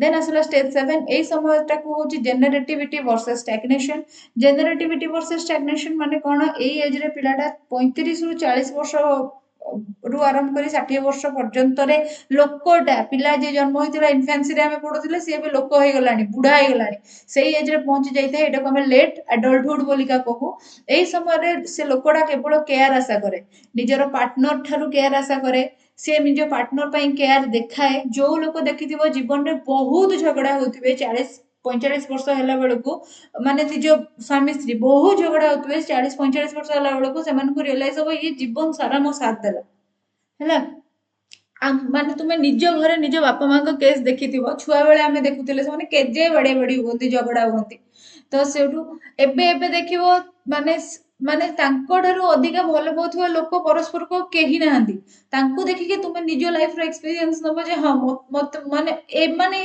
को दीपिका को रणबीर मोर आइडल नुहंती आइडियल कपल एई लोक माने होचंती आइडियल कपल मोर सेई टाइप रो तुमर माने माइंड रे आसुथिबो सो एई समय रे पिला लोक केयर आशा करंती not in terms of partner खाली निज पिला छुआ मानक ठारू भी सेमाने चाहती ये मु जीवन सारा या पई खटिली धर कि मु जीवन रे बहुत कष्ट करची ये मते सम्मान दो सेई समय रे जदी बापा मां को पिला माने दूर दूर मार मार करंती माने हैरान करंती कि केयर देखंती नाही ताले पिला माने एमिति लागे जे से बापा मां को एमिति लागे जे दुनियाटा जेमति तांको पई स्टैग्नेंट हे गला माने दुनियाटा जेमति तांको पई अटकी गला आ जदी से माने सेई रेस्पेक्ट सेई सम्मान सेई केयर सब किसी जिनस निजर पिला निजर जो माने जे भी तांकर बोहू आसीची कि जे भी तांकर ज्वाई हेची ताठारु जदी पाउथांती ताहले सेमानकु लागुथाय जे हां सेमाने निहाती भाबरे तांको जीवन रे तांको सोसाइटी पई कि बा तांको फैमिली पई कि निश्चित भाबरे किछि भलो जिंस करिसंती हैला सो एई जिंसटा ही एठी लेखा हेची देन तापर से नेक्स्ट आसिला स्टेज 8 जोटा को इगो आइडेंटिटी बा डिस्पैरिटी बोली कहंती 60 वर्ष प्लस बा ओल्ड एज रे जिंस आसे देन आसला वर्च्यू ए समय रे थाए विजडम ए समय रे लोक स्पिरिचुअल हे जाए 60 वर्ष रु ऊर्ध्व हे गले भल काम करिवारे मन देबी स्पिरिचुअल हे जिबा भजन कीर्तन करबा ए एज को ए स्टेज को पळे आसे जीवन रे एही समय रे कोन हुए ना से देखे जे से सोसाइटी पई कोन कंट्रीब्यूट करिवो आउ माने तार कार्यटा कोन माने जीवन रे से जहा जहा करिछि तार फल ताकू एबे मिलुची ना नाही से जीवन रे जदी बहुत लोकन को हैरान करछि कोन हेछि तार लाइफ से जीवन रे जदी बहुत भलो जिंस करछि कोन हेछि तार लाइफ से गुडा से देखुथिबो जदि से आसेस कला आउ देखिला जे हाँ से ता जीवन रे बहुत मीनिंगफुल काम करिछि ताहले से निजको निज शेष जीवन रे प्राउडली रहे किंतु जदि से देखे जे ना मु भलो लोकटे नथिली मु लांच नेइछि मु मो स्त्री को बाडेइछि मु मो पिला मानकर केयर नेइनी सेते बेले ताको गिल्टी फील हुए से डिस्पैरिटी फील करे हैला आर एजुकेशनल इम्प्लिकेशन ए थ्योरी रो कोन ना एजुकेशनल इम्प्लिकेशन ए थ्योरी रो होची एइटा पिला मानक भितरे सेल्फ कांसेप्ट डेवलप करिवारे सहाय्य करिवो एइटा कोन करिवो ना सेल्फ डेवलपमेंट करिवारे पिला मानक सहाय्य करिवो से माने निजरो गुण गुडा को सब कोन करिवे ना देखिबे तमे देखो पिला माने को स्टेज रे माने को स्टेज रे देखो देखो एई स्टेज रे तो पिला माने स्कूल को आसी नथिबे एई स्टेज रे भी पिला माने स्कूल को आसी नथिबे पिला माने स्कूल आसला बेल को आसला स्टेज 3 ना नहीं स्कूल एटा प्ले स्कूल जिबे तापरे सेटू 4 तापरे 5 एई समय जे से माने स्कूल रे थिबे एई तीनटा समय रे जदी तमे तांको ठीक एई थ्योरी पकेइलो ताले से माने निज को निजे चिन्हिबे जे भाई से माने पॉजिटिव साइड रे अछंती ना नेगेटिव साइड रे अछंती आ सेही अनुसार से निज को आगे नै परिबे जीवन रे ना नहीं देन आसला help to develop social relationship definitely help to lead the child in a correct way बिल्कुल किंतु यार किछि क्रिटिसिज्म भी अछि जो गुडा ड्रॉबैक हैला कोन ना डेवलपमेंट पैटर्न जोटा कहिले से सेटा भलो रे एक्सप्लेन करि पाले नाही सेटा भलो रे एक्सप्लेन करि पाले नाही जदी मूल रुही गोटे पिलार ट्रस्ट डेभलप हैला नहीं मिसट्रस्ट ही रही गला ताले हुए तो जीवन में संपूर्ण रूप से नेगेटिविटी हो किंतु एटा कोन संभव जदि गोटे पिलर चाइल्डहुड भलो नाही जस्ट बिकॉज तार चाइल्डहुड जाए इन्फेंसी ऑफ चाइल्डहुड भलो नाही ताले से फ्यूचर रे गोटे डिप्रेस आदमी हबो बोली कोन माने अछि हुए तो से परवर्ती समय रे निजको पुन थरे गैदर करी पुन थरे भलो हेई पारे तो सेई जिंसटा से ठीक से एक्सप्लेन कले नाही देन आसिला there are enormous personality difference between people किछि लोक अछंती जो माने जो ए जिंसटा हम एठी पढिले जे जदि लोकटा देखिबो जीवन को पछकु बोली कि चाहेबो जे मु मो जीवन रे बहुत भलो काम करछि मु मो स्त्री को सम्मान देछि मु मोर ड्यूटी रे केबे चोरी करी नाही मु मो जीवन रे मो सामर्थ्य अनुसार जहा करबा कथा करछि मो पिला मानन को भलो लाइफ मु देछि आ मु मो सोसाइटी में बहुत भलो कंट्रीब्यूट करछि ताहाले सेठी तार इगो आइडेंटिटी आसीबो जदि मु मो स्त्री को बाडैछि मो पिला छुआ को देखि नाही मु चाकरी रे बहुत लांच नेछि जीवन रे बहुत सारा खराब काम करछि मु मणिष मारिछि तार तार डिस्पैरिटी आसीबो किंतु किछि लोक अछंती जो माने नेगेटिव करके भी इगो इगो आइडेंटिटी रे थांती माने से माने बहुत खुशी थांती नेगेटिव जिंस लाइफ सारा करके भी बहुत खुशी रे से माने थांती आ तांकर किछि गिल्ट किछि मलाल ही न थाए तो सेई लोक मानक विषय रे तो भी किछि एक्सप्लेन करा गला नै ना डिफरेंट डिफरेंट बहुत पर्सनालिटी अलग अलग लोक अछंती तो तुमे केमति भाबो दुनिया रे सब जगह भलो लोक अछंती जदि एटा न हला सेटा हबो एटा न हला सेटा हबो बोली माने नै अल्टरनेटिव नै ता चारिटा वाट भी हेइ थई पारे then asla there is no clear evidence to support that problem in earlier stages will lead to issue in later stage so earlier stage रे जो जो problem हुए सेगुडा को later stage रे केमिति तार माने impact से पकोउची ता ऊपर किछि क्लियर एविडेंस सिए देले नाही जेमति कि मु कहली छुआ बेलु जदी गोटे पिलार मिस्ट्रस आसला छुआ बेलु जदी गोटे पिलार माने रोल कंफ्यूजन आसी गला ताले से फ्यूचर रे केमिति कोन आगेइबो से विषय से किछि कोइ नांती psychosocial dilemmas are not explanatory so they are difficult to verify so psychosocial dilemma जो गुडा को अछि से गुडा को केही explanatory नुहे माने मो माइंड रे दुनिया को नेकी कि प्रेम को नेकी कि शिक्षा को नेकी गोटे किछि जिंस चली छि सेटा मो माइंड रे चली छि मो साइकोलॉजी स्टडी कॉलेज ना मो डिलेमाटा तुमे अंडरस्टैंड करी कि आगो को बढ़ेबो एमती एमती माने भारत कथा जदि भी देखिबा 140 कोटी रु अधिक लोक अछंती केते लोकक साइकोलॉजी को नै कि तुमे वेरीफाई करिवो एटा तो एक्सप्लेन ही करि होबनी ना एक्सप्लेनेटरी ही नुहे तो केते को वेरीफाई करिवो तुमे केमिति वेरीफाई करिवो जदि एक्सप्लेन ही करि होनी तो वेरीफाई ही केमिति करिवो तो सेटा थिला आरो ए देन असला theory of psychosexual development A class टा एक्सक्लूसिवली सेठी हबो एप्लीकेशन रे सो जदि आपण माननको मोर एबे पर्यंत मु जहा जहा पढेली सेटा भलो लागि थाए then you should go for माने कोन एप्लीकेशन रे कोर्स बाय करि परिबो तुमे और तुमे माने कोन और आ किछ नै ओके ठीक अछि thank you so much for watching it till the end जय जगन्नाथ